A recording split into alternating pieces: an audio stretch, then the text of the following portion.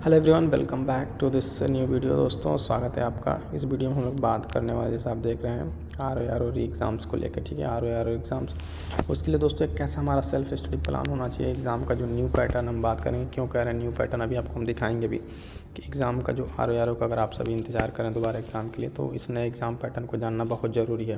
उसके साथ साथ क्या टाइम टेबल और कौन सी बुक्स फॉलो करें, पुरानी बुक्स को फॉलो करने के लिए थोड़ा सा उसके स्टैंडर्डाइजेशन को बदलने की ज़रूरत है और एकदम शुरू से कैसे शुरुआत कर सकते हैं, इसके बारे में हम लोग बात करेंगे। ठीक है, सबसे पहले कुछ चीज़ों का आपको हम बताते चलेंगे, उसके बाद से दिन हम आपको बताएंगे कि कैसे ये चीज़ें काम करती हैं। ठीक है, बाकी सारी चीज़ें हम आपको बताइए कि करके। सबसे पहले तो हम बात कर लें कि एग्ज़ाम पैटर्न की, हम जो इसकी बात कर रहे हैं, एग्ज़ाम पैटर्न की क्यों बदला हुआ है। ठीक है, उसके बारे में पहले बात करते हैं एनालिसिस करके। उसके बाद से सेल्फ स्टडी आपका प्लान क्या है उस पर बात करेंगे, और कौन कौन सी किताबें हमको पढ़नी है उसके बारे में बात करेंगे। ठीक है, तो दोस्तों चलिए शुरू करते हैं। हम लोग इस छोटी सी वीडियो में बात करेंगे, फटाफट आपको बताते हैं। पहले तो हम आपको बता दें कि जो दोस्तों 11 फरवरी को एग्ज़ाम हुआ है, ठीक है, उसी को देखते हुए हम लोग अपने पैटर्न को यहाँ पे देख रहे हैं। सबसे पहले एक ये अप्रॉक्सिमेट है, कोई एग्जैक्ट नहीं है, एक अप्रॉक्स क्वेश्चन है कि किस सेक्शन से कितने क्वेश्चंस पूछे गए हैं। उसकी अगर हम बात करें तो प्राचीन इतिहास से 1, मध्यकालीन से 5 से 6 क्वेश्चन, आधुनिक इतिहास से 14 से ज़्यादा। कुछ जहाँ पे मार्क कर रहे हैं उसको ध्यान दीजिएगा। आधुनिक भारत, ठीक है, विज्ञान से 14 से 15 question, Uttar Pradesh current affair है स्पेशल 9, करंट अफेयर से 18 क्वेश्चन, रीजनिंग और गणित 14 क्वेश्चन। ठीक है, भूगोल से 25 क्वेश्चन, राज्य व्यवस्था से 9 क्वेश्चन, कृषि से 3, जनसंख्या से 2 से 3, अर्थव्यवस्था से 5 से 7, विविध से इतने। ये तो है क्वेश्चन, हम आपको क्यों बता रहे हैं, ये बताने के पीछे का पहले आप लॉजिक समझिए। ठीक है, अब देखिए यहाँ पे 2-3 सब्जेक्ट जो है, जहाँ से तो पहले का भी ट्रेंड रहा है, भूगोल का 25 क्वेश्चन, जिससे ज़्यादा क्वेश्चन आधुनिक भारत और विज्ञान। तो सबसे पहले जो पहले से पढ़ चुके हैं, यहाँ पे तैयारी भी कर चुके हैं, उनके लिए ये है कि वो इन कोर सेक्शन पे फोकस करें। करंट अफेयर हो गया 3-4 पोर्सन, ठीक है, पॉलिटी जहाँ से स्टैटिक 10 क्वेश्चन आने ही आने हैं, 9 से 10 क्वेश्चन। तो ये 3-4 को पहले आप अपने प्रियोरिटी में रखिए। ठीक है, कि भूगोल हो गया है, मॉडर्न हिस्ट्री, विज्ञान, करंट अफेयर, राज्य व्यवस्था, इन सब के लिए भी हम बात करेंगे कहाँ से कौन सी चीज़ें पढ़नी है।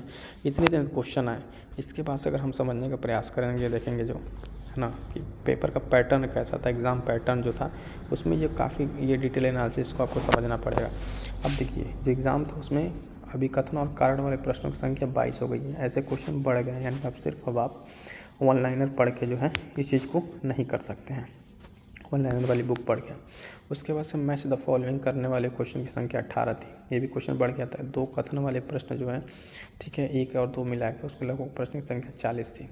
सीक्वेंसिंग करने वाले क्वेश्चन भी 10 थे। वन लाइनरों की संख्या केवल 8 थी, यानी नाम मात्र। ठीक है, यहाँ पे एक पॉइंट हमने मेंशन किया है कि करंट अफेयर के लिए, मिसलिनियस के लिए आप न्यूज़पेपर पढ़ते हो तो ठीक है, आपकी अपनी जानकारी के ऊपर है। लेकिन अब फ्रेंड्स, अगर आप ध्यान से देखें तो ये कितना ज़्यादा वेटेज बना रहा है, 22, 18, 40, 10। ये प्रश्न, यानी आप सिर्फ ऑनलाइनर पढ़ के या फिर उस तरह की अंडरस्टैंडिंग रख के आप इस एग्ज़ाम को क्वालिफाई नहीं कर सकते हैं। इसके लिए आपको क्या चाहिए, किस तरह की सोर्सेस फॉलो करनी, इसलिए हम आपको बताएं कि क्वेश्चन का वेटेज कहाँ से बढ़ रहा है ना, पूछा गया है। और ये 2 चीज़ ध्यान में रख के आपको अपनी तैयारी आगे स्टार्ट करनी होगी। इसके बाद हम देखेंगे, सबसे पहले आपको बता देते हैं बुक कौन कौन सी फॉलो करनी है। प्राचीन इतिहास पर ज़्यादा फोकस और मिड डेवलप नहीं करना, तो लूसेंट से काम चल सकता है। लेकिन आधुनिक भारत के लिए आप ध्यान देंगे, स्पेक्ट्रम अब पढ़ना जरूरी है, क्योंकि एनालिटिकल क्वेश्चन पूछे जा रहे हैं, इस बात पे ज़्यादा फोकस कीजिए। उसके साथ भूगोल की बात करें तो महल पर्णवाल का जो NCERT और वो जो स्टैंडर्ड भी उसको, उसके साथ साथ एटलस के साथ आप उसको फॉलो करें, तब जाके यहाँ पे ज्योग्राफी क्वेश्चन बन पाएंगे। पर्यावरण, राज्य व्यवस्था की अगर बात करें, यानी पॉलिटी की, तो परीक्षा वाणी ये बुक सफिशिएंट होगी। यहाँ पर अगर आप जाके देखें तो उसके साथ चैप्टर वाइज MCQ दिए हुए हैं और सारे स्टेट के दिए हुए हैं, ISPCs के मिला के दिए हुए हैं, तो यहाँ से आपको काफ़ी हेल्पफुल हो जाएगा। लूसेंट के लिए बात करें तो साइंस के लिए इसमें लूसेंट GK से काम चल जाएगा।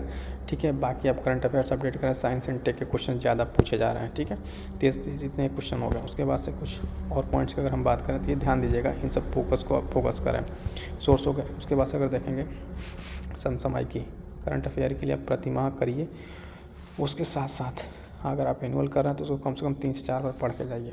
अर्थव्यवस्था के लिए वही है कि ज़्यादा क्वेश्चन नहीं है, तो घटना चक्र को रिवीजन मार लीजिए, वहाँ से हो जाएगा डेटा, और जो डेटा उसको अपडेट कर लीजिए। उत्तर प्रदेश विशेष के लिए परीक्षा वाणी की भी फिर वही बुक है, उसको फॉलो कर लीजिए। जनसंख्या और एग्रीकल्चर के लिए PYQ देख लीजिए, और उसके साथ जो नए डेटा हैं उसको अपडेट कर लीजिए। क्या कर लीजिए, जो नए डेटा हैं उसको आप अपडेट कर लीजिए। तो ये तो हो गया फ्रेंड्स, कुछ जो सारे पॉइंट्स हम लोग बहुत ही कम से बताने की कोशिश की है आप, कि आप इसको आप देख लें। है ना।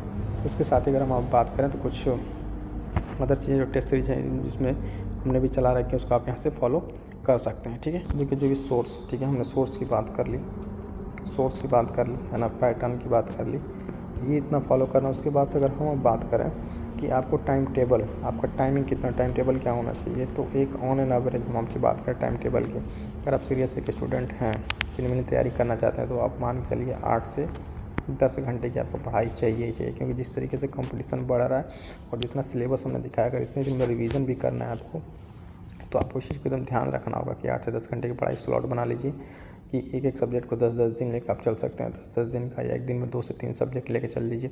वो अपने कंफर्टेबल के ऊपर, देखिए टाइम टेबल कोई कितना वो बता ले, लेकिन आपको फॉलो खुद से ही करना रहता है। कोई कितना वो कह ले टाइम टेबल ये पढ़ लीजिए वो पढ़ लीजिए, लेकिन नहीं, आप सीधे कर लिए, स्लॉट बना लीजिए 1-2, ठीक है, 2.5-3 घंटे का slot, 3 slot, 1 slot current affair का फिक्स रखिए, ठीक है, करंट अफेयर के लिए फिक्स रखिए। एक में हिस्ट्री पढ़ लीजिए, ज्योग्राफी पढ़ ले, पॉलिटी पढ़ ले, 3 स्लॉट ये और ये 2। इस तरीके से करके आप अपने हिसाब से अरेंज कर लीजिए कि इसमें आप ज़्यादा कंफर्टेबल हैं, ठीक है। तो इस तरीके से आप टाइम टेबल 8 से 10 घंटे बना के पढ़ाई कीजिए। और एक बात और बता दें आपको कि कंप्लीट यूपी पीसीएस आर की जीएस की टेस्ट सीरीज चल रही है। टोटल 10 टेस्ट सेक्शनल है और 5 फुल लेंथ है। चैनल विजिट करके आप देख सकते हैं, है ना। टेस्ट को हमने स्टार्ट कर दिया है कंप्लीट डिटेल के साथ, काफ़ी अच्छे कंसेप्चुअल क्वेश्चन है, ठीक है। मिलते हैं किसी नेक्स्ट वीडियो में, तब तक के लिए थैंक यू सो मच।